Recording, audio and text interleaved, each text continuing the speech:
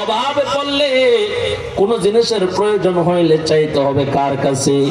ইয়াকা না'বুদু ওয়া ইয়াকা নাস্তাঈন। আল্লাহ তোমারই ইবাদত করি, তোমার কাছে চাই। কথা কোন ঠিক না? নদীর পার ভাঙ্গে অপার গড়ে, এই তো নদীর খেলা। সকাল বেলার দনির তুই ফকির সন্ধ্যা বেলা। ঠিক না?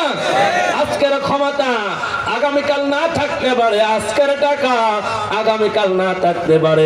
এই জন্য নিয়ামত পাইলে শুকরিয়া আদায় করতে হবে কার? আর যারা বলেন না শুকর আদায় করলে নিয়ামত বাড়াই দেয় কে? ওই মহিলা কান্না করে বলেন, ভাই 7 দিন পর্যন্ত বাচ্চার কান্না সহ্য করতে না পেরে শহরের পাশ থেকে মৃত গাদার গোশত আমি মা লজ্জা না রেখে রাতের আদার নিয়ে আসছি। আমার এতিম সন্তান ক্ষুধান্ত সন্তানের মুখে একটু গোশতে তুলে দেব বলে আলী ইবনে মুআফে ঘরের দরজায় কান্না করেন, আর কিছুই বললেন না। ঘরের মধ্যে আসলেন, বিবিকে বললেন, বিবি রে, সকাল বেলা ভাবছিলাম হজ করার জন্য মক্কা মদিনা জিয়ারত করার জন্য রওনা দেবো, আমার হজ করা লাগবে না, এটাই আমার হজ। 30 বছরে যে টাকা জমাইছি ডিব্বাটা কই, তাড়াতাড়ি দে। মহিলা স্বামীর হাতে 3000 দিরহামের টাকা তুলে দিলেন। আলী ইবনে মুআফে পিছনের দিকে তাকাই না, আসমানের দিকে তাকায়া একটা ডাক দিছে, আল্লাহ। জোরে বলেন না আল্লাহ।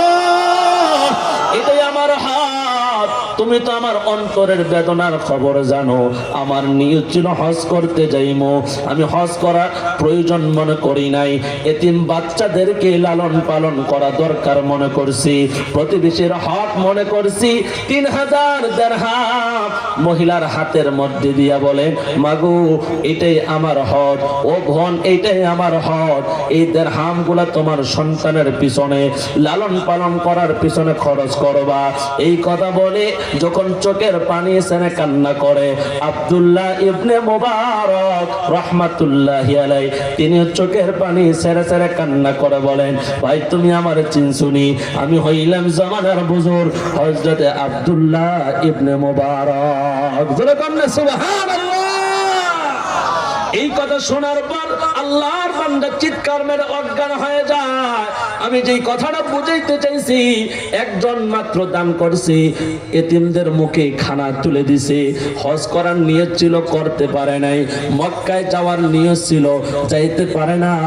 বলেন না তার যে আফসোস, তার যে আক্ষেপ, আমার আল্লাহ দেখে কে দেখে না? যেটা বলেন না আল্লাহ মনের খবর জানে কি জানে না?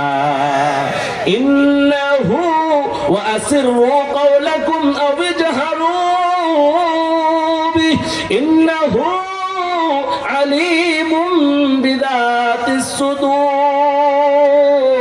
আল্লাহ বলেন, গোলাম তোমার কথা গোপনে বলো আর প্রকাশ্যে বলো।